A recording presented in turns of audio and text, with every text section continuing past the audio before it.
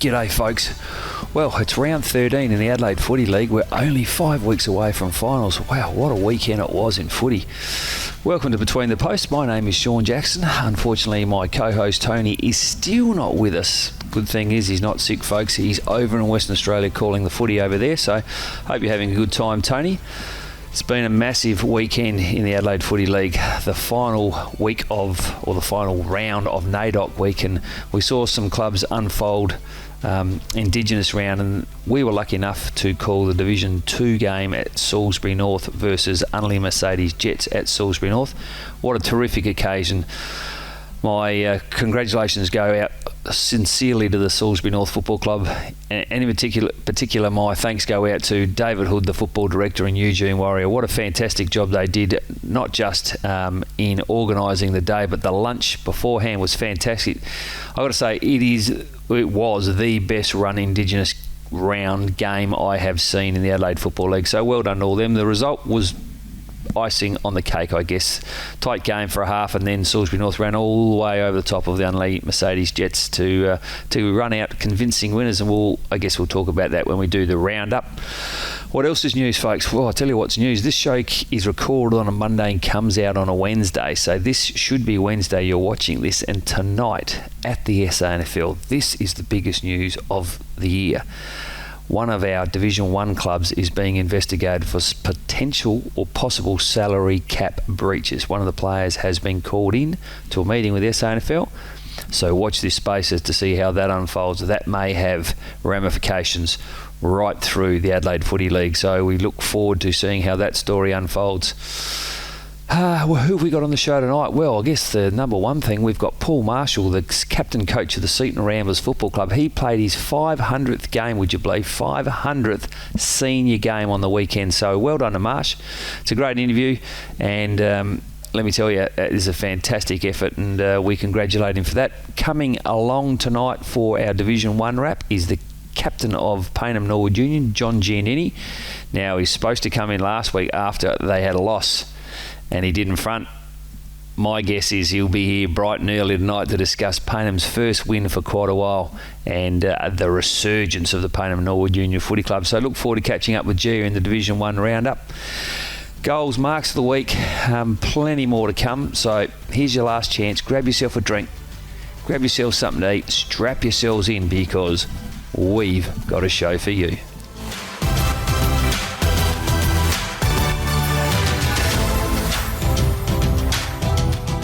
Well, folks, we're down here at the Banner Crew. Our friend, supporter and sponsor of Between the Posts has joined us. Welcome, Jason Goods. Thanks, Tony. Nice to be with you. What can the people out there expect to buy from the Banner Crew and get looked after? Pretty much anything that you can put your club logo on, or a message from the club, whether it be, like you mentioned, a marquee or a flag or an A-frame or a banner, a stubby holder, a pen, anything like that, anything that you can pop the club branding on. Everything's customisable, so basically we've got an in-house design department with 2 graphic designers that can work toward getting the message across that you're after. We're down here at 318 to 326 St Vincent Street, Port Adelaide. Jason, thank you so much for your support. 2 weeks ago on this show, we recognised one of the legends of the Adelaide University Football Club, Adrian Howard, with his 450th game. And, well, let me tell you, folks, he is still dining out on that. It's come to my attention this week, however, that we have a man who's playing his 500th, yes, 500 senior games. He's the playing coach of the Seaton Ramblers Football Club, and his name's Paul Marshall. Marsh, how are you? Jacko, how are you, mate? Mate, 500, that has just crept up, hasn't it? Felt like it has. Sort of doing some reminiscing today with a couple of boys, and seems like the last 30 years has gone fairly quickly. Well, let's wind back the clock, mate. First of all, I've got to say congratulations, because there's not too many blokes that I know that played 500 senior games. But before you started in the seniors, Yep. Where did you first kick the dew off as a young fella? Yeah, mate. The young age of 4, Mum and Dad thought they needed to get me into team sports, as I wasn't the greatest behaved child. And being from the Port area, we were close to Ethelton Football Club, Naser Reserve. So that was my first club. the Mighty Roos, and I played juniors there right from under 8s. I think it was under 9s at the time, 10s, 11s, 12s, 13s, 15s, up until I sort of went to high school, and then been a St Michael's boy. Had to play at school, yep. Yep, we had to play school footy on a Saturday, played, and then club on a Sunday. But I was mainly at the college then, and sort of played, right through to sort of second 18 and first 18, and that was my junior career. And then went back out to Portland. I actually from school, because I was trying out at obviously the Maggies around then, and trying to get into SANFL system. Bit difficult, bit different back then. Being a young fella, they tend to play the older boys in the resis and things like that. But I'd been a St Make's boy. There was a group of us that left school and went to Smosh. That's right. And the original Smosh, which was at Royal Park. Yeah, okay. We all lobbed there, and I started playing, in the amateur league at Smosh. So what year are we talking? That was 93. 93. So you would have, that's 25 years, 7 and 23, here's my maths, 30 years of senior footy. Yeah. So most of the lads in your team that you're coaching now weren't alive. They tell me that often when we're doing decades, and they said they were born in the thousands. That's crazy. Yeah, it is crazy. So I know it's a big week because you don't get to play 500 too often. Yeah. And so you've gone through the exercise of how many games you've played at each of the clubs. Yeah. So what's the game totals? So I worked this out a while ago while Dad was still alive. He went to the amateur league and counted, and we got a good record of sort of how many games. I knew how many Portland games I'd played. Yep. And I knew how many Seaton games I'd played. It was just the Smosh ones. Right. And we worked out it was 78 in the end. 78 at Smosh. 78 at Smosh. Wow. Okay.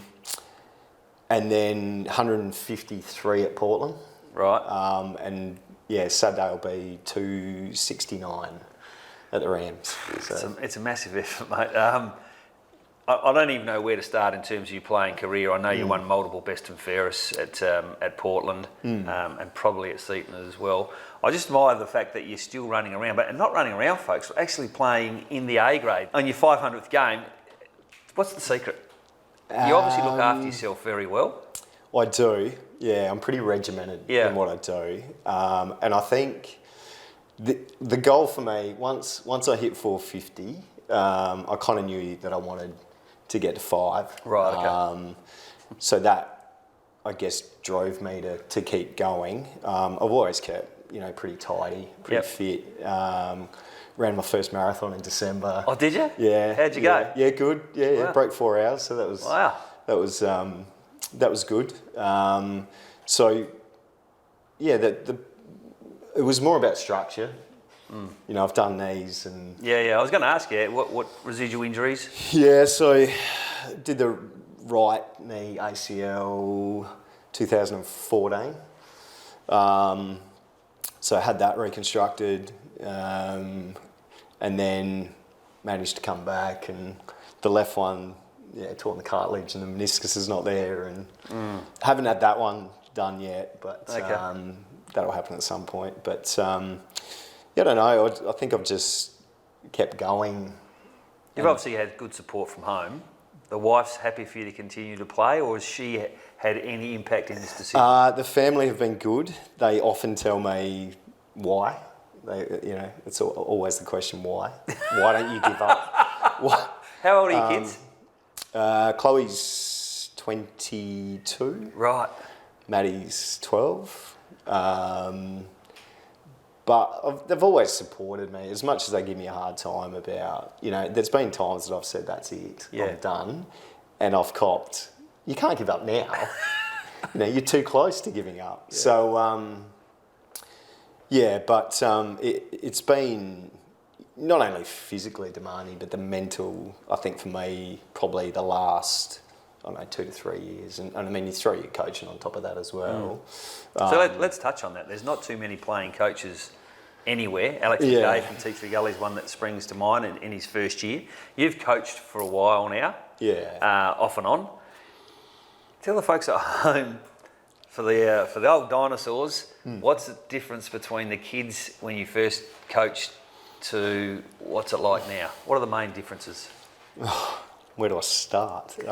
And you, folks, he's a school teacher as well. It's a different generation these days. I just think it's more about commitment and resilience. I think my phone starts pinging on a Tuesday night at 3:30. I can't come to train, and I'm babysitting my auntie's partner's dog, and we can't leave. Yeah, some of those dogs are expensive.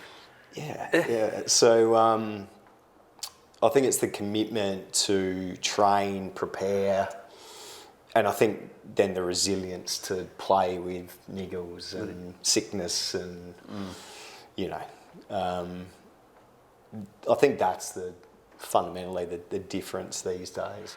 So you obviously love footy much, and it's all of a sudden it's going to change for you. Yeah. You're going to retire this Saturday, or are you going to see the year out, or see the year out. Okay. So this will be my last A-grade game ever. Right. And once again, I've kind of set myself for this. I've played a few this year. Okay. And felt pretty good. Right. Where will you play? In the back half getting cheap kicks, or will you be on the front trying to kick a goal? Oh, well, I think the goal is to try and get a goal, if I can. Yep. Just, Modbury boys, be kind to me.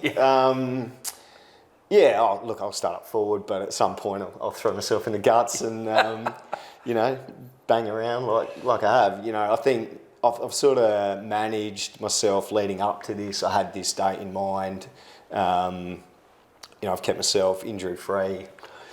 And come Saturday, it'll be obviously a celebration and a big day at the club, but more of a relief, mate. To be honest, So 30 years where you've never had a pre-season off, you've never been able to go away in footy season for 30 years. Yeah. How does 2023 look for the Marshall family? Oh, you see the smile on my face now.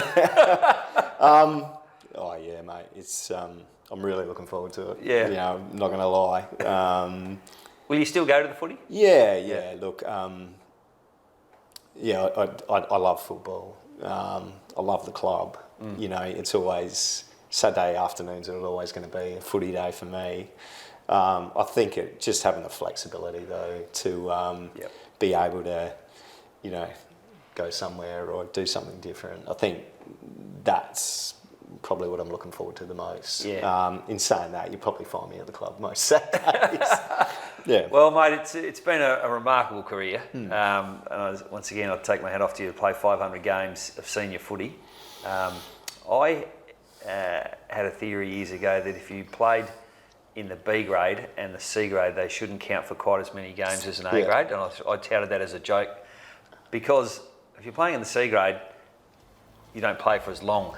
That's true. And you don't train as much. Mm-hmm. You played predominantly in the A grade your whole career with a little bit of B grade thrown in. So I respect that even more. It's been a fantastic career, mate. Congratulations. Appreciate it, mate.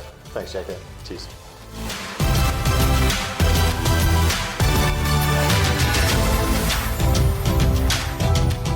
G'day guys, the Simon Black Academy is all about education and sport. Our partner in education is Torrens University, where our students either do a 1-year diploma course or a 3-year Bachelor of Business.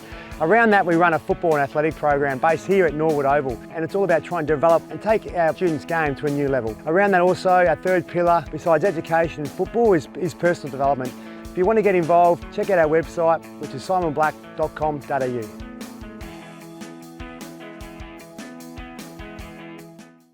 All right, folks, it's time to go around the divisions now and have a look what made news on the weekend. Division 2, we did capture that game on the weekend, Salisbury North versus Unley.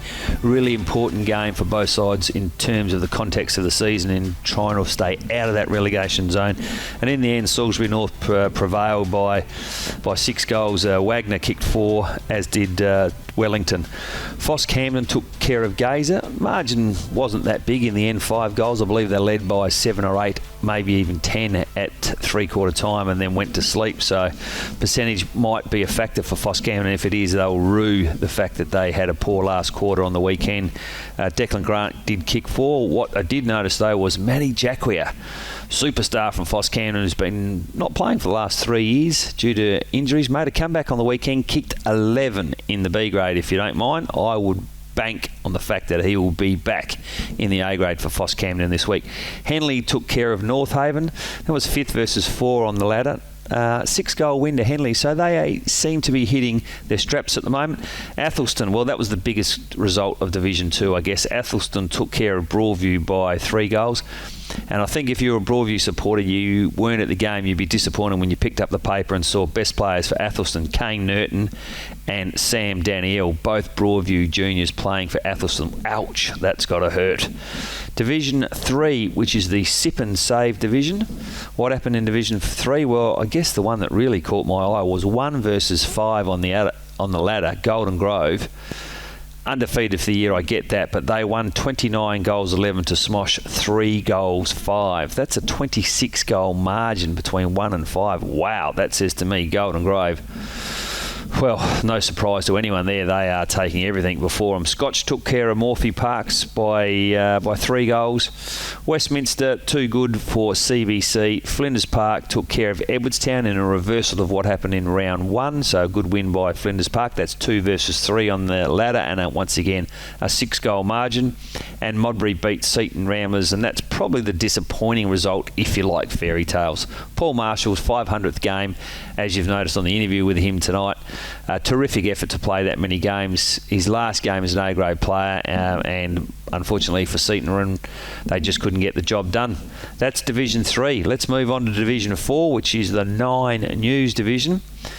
The one that caught my eye first of all was Plimpton, who are top of the ladder, so it's 1 versus 10. Pulteney on the bottom of the ladder, but this gives you some idea of the some indication of the difference between 1 and 10.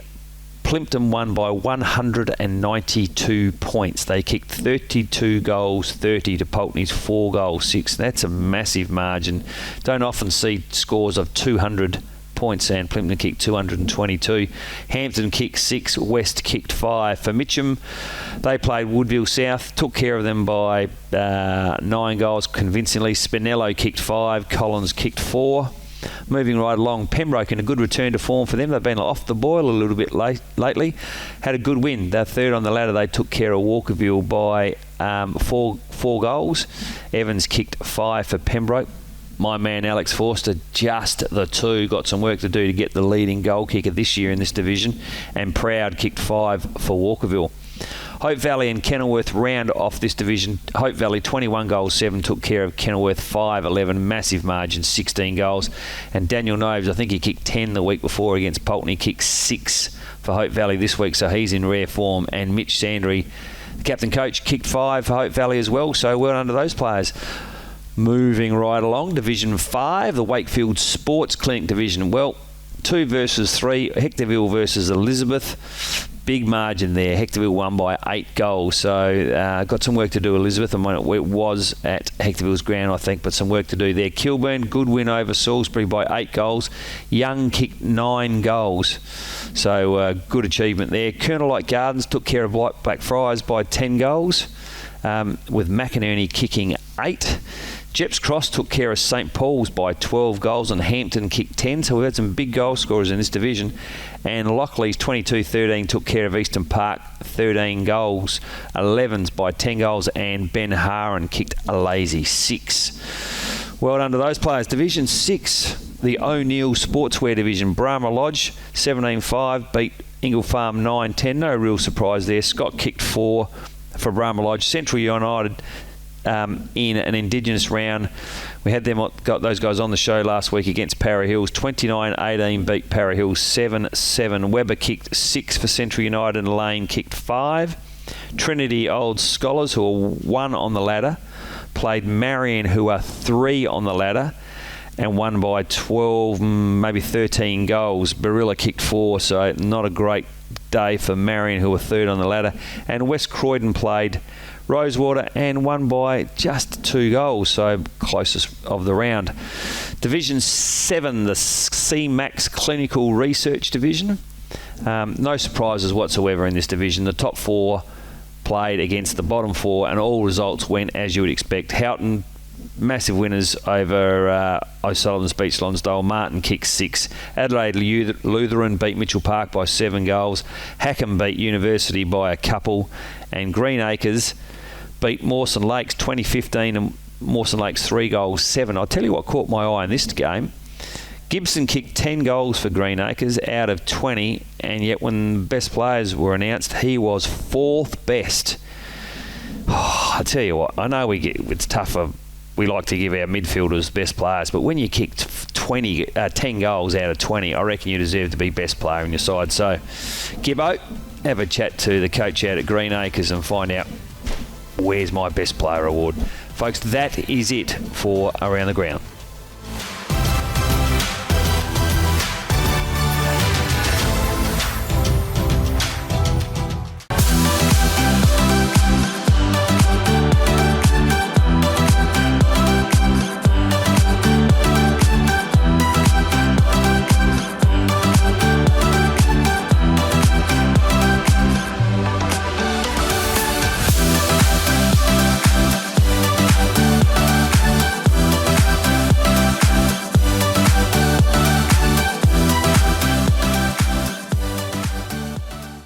Welcome back, folks. At great expense to the management, we've pulled in the big fish, John Giannini. Thanks, mate.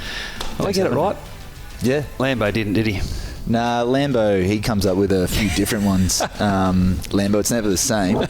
But no, we forgive him for that. Yeah. Thanks for coming in, mate. No problems. I've already mentioned that last week you were supposed to come in. You had a loss this week. What a fantastic win, mate. Great win. Yeah, it's get nice, it early enough. Nice to be back on the winners list, Jacko. Yeah. We'll talk about your game last, but let's have a look at some of the other games in Division 1 on the weekend. I'll get your thoughts, Gia. Prince Alfred, who was sitting 6th on the ladder, took care of St. Peter's. Obviously, that's a big derby, 12-5 to 9-11, a 12-point margin. How did that result sit with you? Yeah, surprising, but I mean, I think Princes have they've been building. From the first half of the year, we had them first game of the second half of the year, and they were really clean, really schmick. So a bit different to the first round when you played them, were they? Absolutely, yeah, absolutely. So I'm semi-surprised, but at the same time, not too surprised. I mean, they've got quality all over the park, so. Well, I reckon they'd be pretty buoyant out there. We called their game the week before when they played Port Districts, who were top of the ladder, and there was nothing in that game. And I remember saying, wow, if they get into the 5, this game's given them some real confidence. Well, they're in the 5 now, and they've taken care of St. Peter's, who were 3rd. So they're on the march, Prince Alfred. Be wary of them. Great win. Port Districts versus Goodwood Saints. Did that one surprise you? There was at Port Districts. What was that, 1v2? Yeah, 6-goal margin to Port Districts. Yeah, 6 goals. 6 goals is pretty. I think that's a significant margin. Goody, who we have played as well in the second half of the year, who were very, very strong. I think Goody can match it with most teams, but for Districts to get up by 6 goals, a really good effort down at home. Yeah. James Batty kicked 5, so that was a good return to form for him. Batsy, yeah. Now Glenunga. This one surprised me. Glenunga, 10-17, took care of Brighton Bombers 6-17. Just really inaccurate kicking for goal.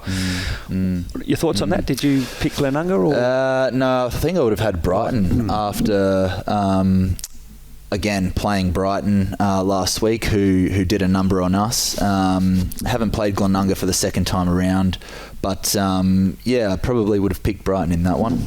Yeah, well, it's a big win for Glenunga. That pushes them under 4th spot on the ladder, I think. And let's talk about, mate, the match of the round. Payneham Norwood Union versus Old Ignatians. A few players there that have played for both clubs. 7-19, speaking of inaccurate kicking. Yes. How many of those points do you kick, Jed? No points for me. Points? Joe, 2 goals. Oh, there you go. Yeah. How did the game unfold, mate? We got at the blocks pretty slowly, actually.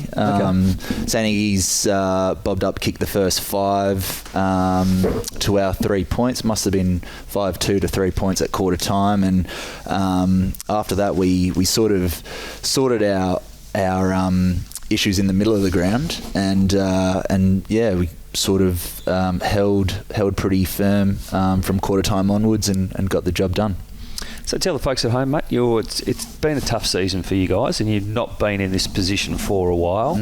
How's the morale around the place? And 5 rounds to go. What are you doing? He's playing on a week-by-week basis. What's the direction of the club? Yeah, absolutely. Yeah, it certainly has been different, Jacko.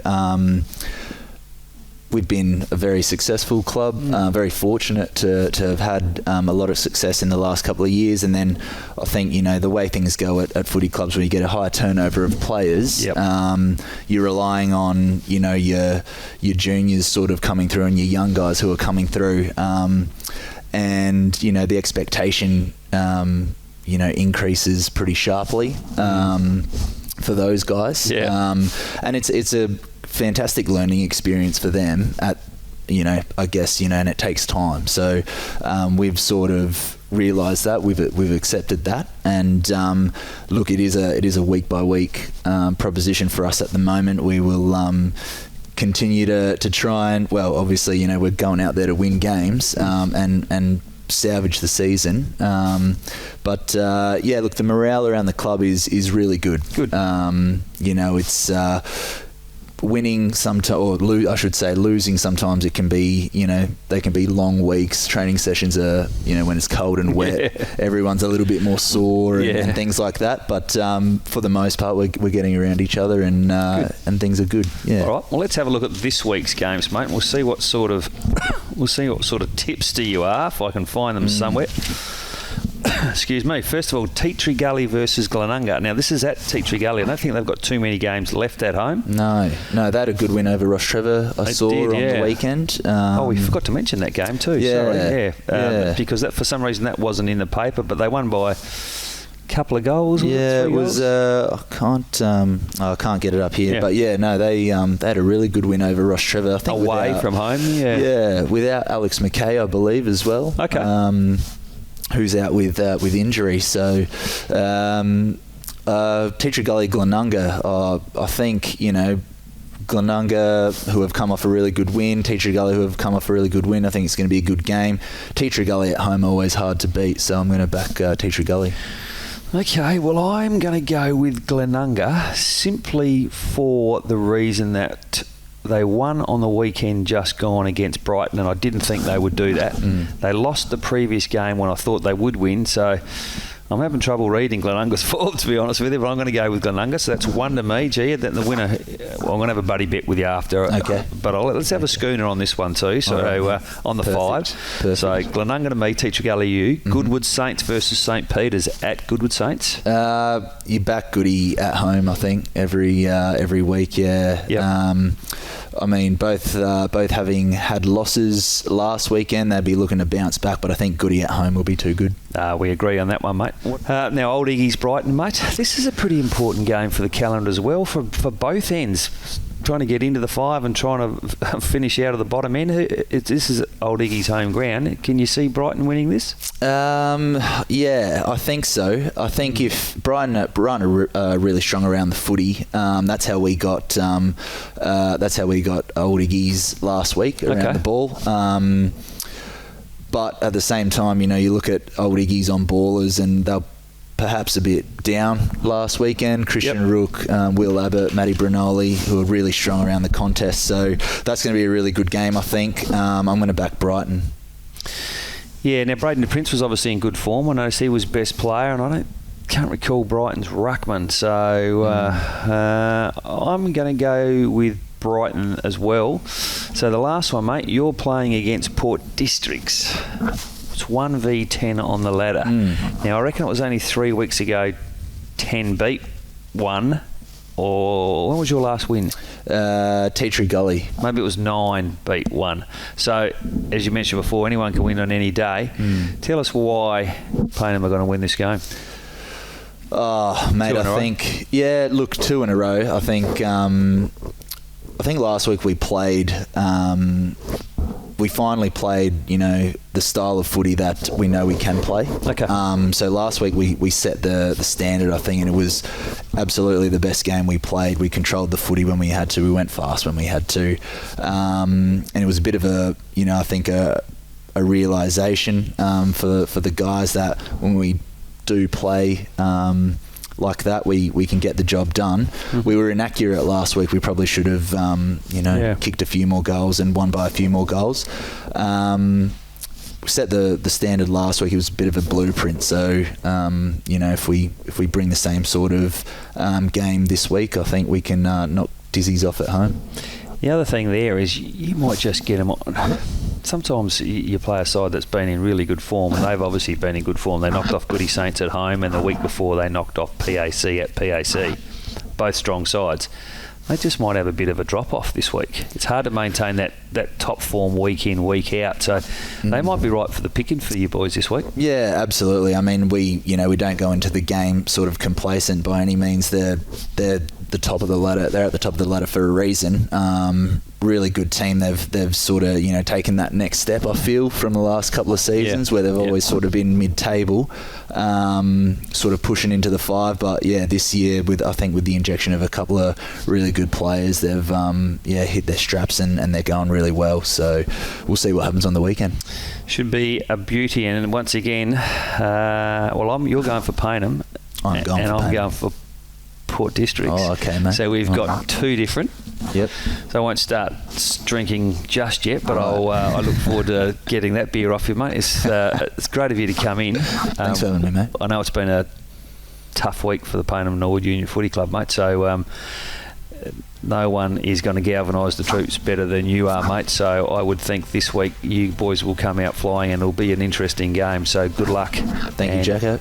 That's it for our Division 1 Buddybet Roundup.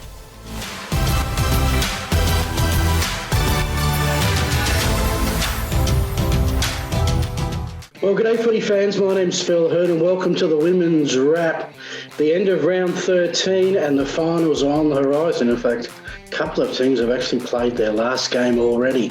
Let's get into it. This segment is brought to you by CMAX Clinical Research. If you're thinking about participating in a research trial, you can learn more by jumping onto their website, cmax.com.au. We start, as we always do, with the Powerade Division 6. And they have 1 round remaining. Modbury gave themselves a shot at the double chance with a 38-point win at home over Marion. Loretto gave themselves a shot at a top 2 finish as well, beating Adelaide University by 41 points. And Edwardstown took care of Athelston, shut them out by 103 points. Rosewater had the bye. The ladder in this division with 1 round left, the 4 is set. Edwardstown are minor premiers. Modbury and Loretto, it is for second spot. Even though Marion could get there, they can't make up the percentage. Adelaide Uni, Rosewater and Athelston get to play Saturday. That will be their season done.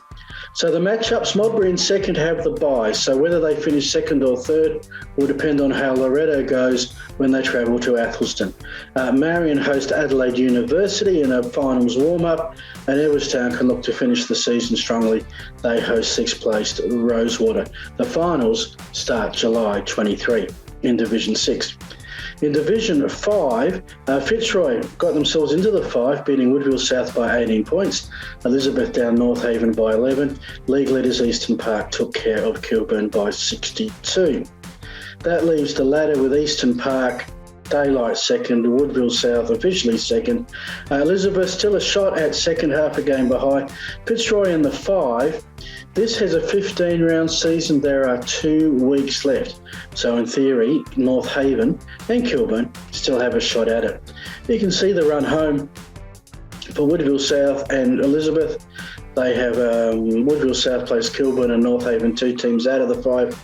Elizabeth finished with Eastern Park. That will be tricky for them to steal second spot. For Fitzroy and Kilburn, the battle for 4th, Sturgeon's going to come to that last game between them at Fitzroy.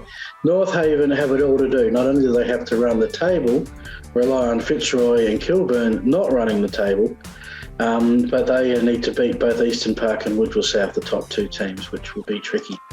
This weekend, Fitzroy 4th playing Elizabeth 3rd, Kilburn 5th hosting Woodville South 2nd, North Haven hosting the league leaders Eastern Parks. That is the Safety Hub, Division 5. To the Village Bakery Division 4, Hectorville beat West Croydon by 3 goals. Lockley's held Jeps Cross goalless, winning by 62. Pembroke over Engle Farm by 36, and Pulteney continues Glenunga's pain with a 65-point win, keeping the Rams there goalless. The ladder, Pembroke are in, Pulteney are in, Jeps Cross are in. There is 1 game left. Hectorville not quite in. Lockley's could jump them with a Hounds loss and Demons win. Engle Farm would need a lot to go right, including some thumping wins for them and some big losses to their opponents to make up that percentage. West Croydon's loss officially eliminated them, and Glenunga's season has been done for a while. So the final round before the finals sees Glenunga and Lockley's, gives Lockley's a chance maybe to get a percentage booster. Pembroke host Hectorville. Pembroke will be favoured there, so the Lockleys would give themselves some chance at getting into the 5 at the death. Engle Farm plays second place Pulteney, needing a lot to go right, and Jeps Cross host West Croydon, a team that's going to be in the finals, a team playing its last game. To the 9 News Division 3, big wins across the board for Golden Grove and Brighton, keeping Kenilworth and Scotch goalless. Goodwood Saints keeping Flinders Park to just 1 goal. Hope Valley keeping Mitcham. So across the division, the losing teams scored just 1 goal, 13 between them. The ladder, Goodwood Saints, minor premiers. This is a final 5. Golden Grove have second place locked up. Brighton, Flinders Park. Could Flinders Park jump them? Unlikely. That percentage gap's going to probably be too big. Hope Valley are in the 5. Kenilworth, Mitcham and Scotch cannot make it. So the 5 is set. It's really just, can Hope Valley jump Flinders Park and Flinders Park jump Brighton? There's a reasonable percentage gap in all of that. So I think those positions might just be set. Scotch in 8th place hosts Hope Valley. Flinders Park hosts Mitcham. Golden Grove hosts Brighton in the game of the week with not a lot of consequence, bar warming up for the finals. And they, as second and third, would meet the following week. Goodwood Saints, the league leaders, will wrap up their campaign against Kenilworth. They'll, of course, have the first week of the finals off before going to the second semi-final in a final 5 system. To the Cinderella's commercial cleaning reserves, it was Golden Grove over Henley by 83. Tea Tree Gully shut out Brighton to 104 points, and Goodwood Saints shut out Flinders Park. It is a reserves comp, I guess. Gazer had the bye. The ladder here has Tea Tree Gully locked away at top spot.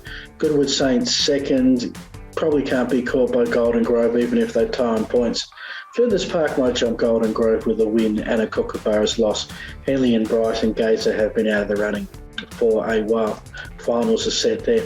Brighton and Golden Grove, Goodwood Saints and Tea Tree Gully, 2nd versus 1, maybe a grand final preview, and certainly with a top 4, that's will be a preview of the second semi-final next week. That Saturday will be up at Tea Tree Gully next week. And 7th versus 5th, Gazer and Henley, 2 teams out of the finals. One last game for them. Flinders Park get the bye to rest up for a big campaign ahead. My apologies, that's a final 4. So, yeah, 1st and 2nd, Goodwood Saints and Tea Tree Gully will play next week as well. To the Cinderella's Commercial Cleaning Division 2 for the league. Blackfriars over Anglevale by 95, Henley over Flinders Uni by 50, Tea Tree Gully over Gazer by 24. Now this ladder is all over the shop. Everyone can still participate. And this is where the Play HQ ladder that goes off match ratios doesn't match, I think, our ladder, which should go off of premiership points and percentage, but I'll stand corrected on that because it is a bit of a crazy setup with different, especially in this particular division. But Blackfriars are home as hosts as the minor premiers. Gazer will play them for the second semi. Anglevale, Henley and Flinders University still to be worked out who will get that last spot. Could Tea Tree Gully sneak it? Yeah, their percentage is as good as Henley's to jump them if Anglevale and Flinders Uni both lose. Which could happen because Anglevale, well, they're travelling to Tea Tree Gully and Flinders Uni are hosting the league-leading Blackfriars Gazer, and Henley is a battle between second and third, with a final 4 to start next week after this one. So the Buddybet Division 1, and Division 1 is really, really tight in both reserves and leagues. Old Ignatians beat Morphy Parks by 29. Payneham and Adelaide Uni, not a goal to be found, 5-0 to Payneham. And Smosh West Lakes 5 points over Broadview. The Vikings of Happy Valley had the bye. The ladder has 6 teams in contention. Smosh should be minor premiers, although if they lose and Payneham win, and they're playing each other, Payneham could steal the minor premiership in the last round. Old Ignatians leading Adelaide Uni, Morphy Parks and Broadview for the double chance. One of those 5-win teams is going to be in the 5, one's going to miss out. Adelaide Uni have the bye. They play the extra game, so they have to rely on other results. We'll get to those in just a tick. For the league, Moorville Park beat Old Ignatians by 42. Payneham beat Adelaide Uni by 6. That would be Adelaide Uni's last game. And Broadview beat Smosh by 7 points. Again, Happy Valley the bye. The ladder in the Buddybet Division 1 is tight. Moorville Park pretty much have the minor premiership sewn up. Happy Valley certainly have a top 2 spot sewn up. It is a final 5. Who they host in the qualifying final could be anyone. Payneham, Smosh, Broadview, even Old Ignatians. Payneham and Norwood Union and Smosh play each other. That winner will probably take 3rd. Let's have a look at the other games. And Adelaide Uni are 4-8. Their season's done. They don't play. He can't get into the 5. The games in the Buddybet Division 1, all right, Broadview, Morphettville Park, 6th versus 5th in the reserve, 1st versus 5th in the league. Broadview needing wins to keep finals hopes alive. Smosh, West Lakes and Payneham in the reserves, that's for the minor premiership. For the league, that's for the double chance. And Happy Valley, Old Ignatians. You'd expect Old Ignatians easy in the reserves, but in the league, it's 2nd versus 6th. Old Ignatians have to win to get into the finals. So that's it. A big final week of minor round action by Div 5 that goes one extra week. Finals very much on the horizon. Thanks to CMAX Clinical Research for the wrap. If you're thinking about participating in a research trial, you can learn more by jumping onto their website, cmax.com.au. I'm Phil Hurden saying thanks for listening and watching. Back to the show.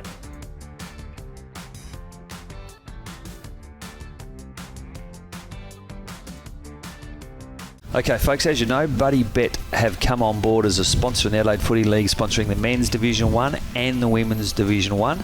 And it's a great tool if you want to have a punt against one of your mates. And so I'm going to take Gia on right now. Gia, there's only a week to go. This is the last week in the Women's season, Division 1. So it's time we had a little wager. So I'm going to go that Erica Spawn, who's had a fantastic season with Morphy Parks, and she looks like she's in a good spot to take out the leading goal kicker. I'm going to say she wins the leading goal kicker in Division 1, Erica Spawn from Morphy Parks. Who do you want to back? Well, I think I'm going to back Alana Rochow from Happy Valley. Okay. Jacko, yeah, she's also had a really consistent season in front of goal, and I think she can finish in front of Erica this week with a big bag this weekend. All right, mate. Well, let's make it interesting. The loser shouts dinner around at the Moseley. Sounds good, I know mate. you got plenty of money. I look forward to dinner at the Moseley. Thank you to Buddybet. Good luck.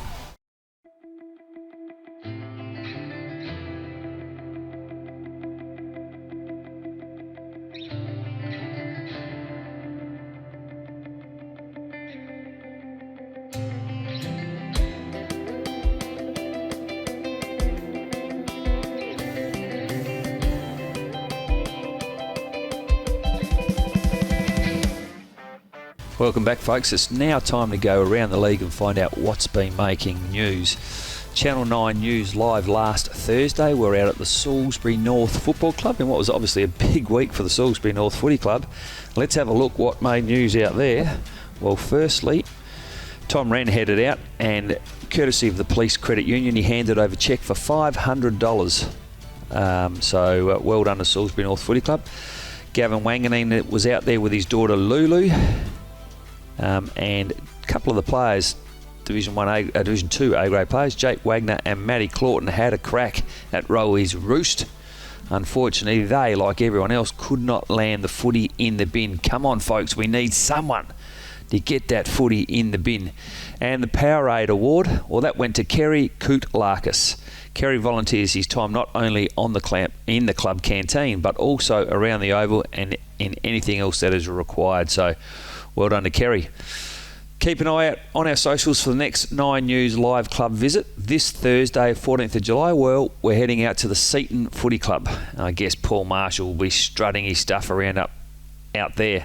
Okay, folks, let's have a look at the awards from the weekend as determined by the live stream commentators of the game down at Brighton, between Brighton and Glenunga. Best on ground, the Buddybet Division 1 best on ground for round 13 went to Nick Onkey from Glenunga, and he won a New Balance $100 voucher thanks to Belgravia Sports. And Jack Scott from Glenunga won the Simon Black Academy Play of the Day. He wins a carton of Powerade and a pair of Archie thongs. And Cooper Wilson won the Moseley Bar and Kitchen Team Player of the Week, and he is also from Glenunga. So well done to Glenunga. They took the clean sweep down there at Brighton Oval with a good win. Last week's Mark of the Week was proudly brought to you by Bianco Construction and Industrial Supplies, and the round 13 winner was Jet Boxer from Ross Trevor Old Collegians, and Jet wins a $100 Bianco Construction Supplies voucher. Jet, you must make contact with the league to collect this voucher. For Goal of the Week, well, that was Jason Niskahoos from the Port District Footy Club, and Jason wins a $50 Sip and Save voucher. Please contact 5AA to receive that. And the West End Player of the Week winner, round 12, went to the C2 Henley Sharks Football Club. Now head over to the league's Facebook page to get voting on round 13, folks.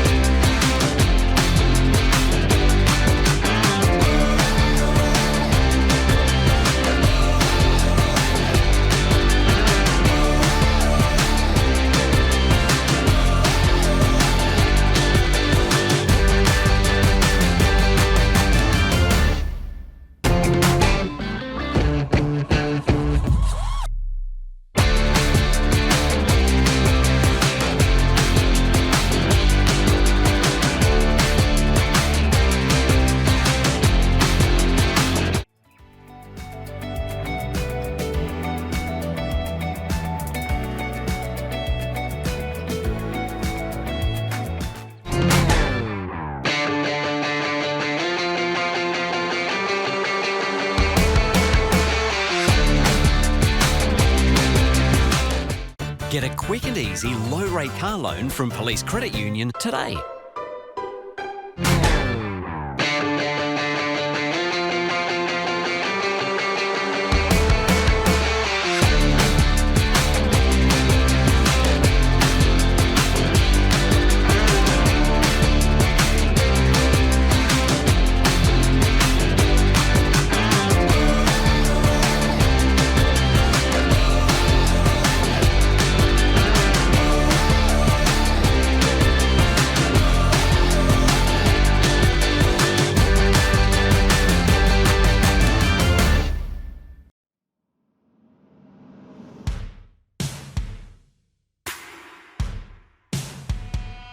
but Mahuta goes all the way. Where again, Mahuta?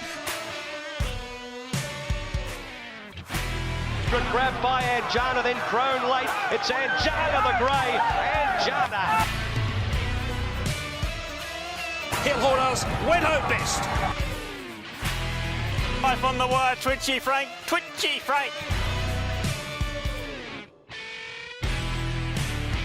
Classic legend, Wild Planet kicking back, Crone dashing through, will beat the lot of them, Crone. Laughalay's coming out, and they reach the line, nearly a dead heat. But this is speedy and professional. Profiteer for Mickey D is going to win easily. Ed and continued to open them up late and won very impressively.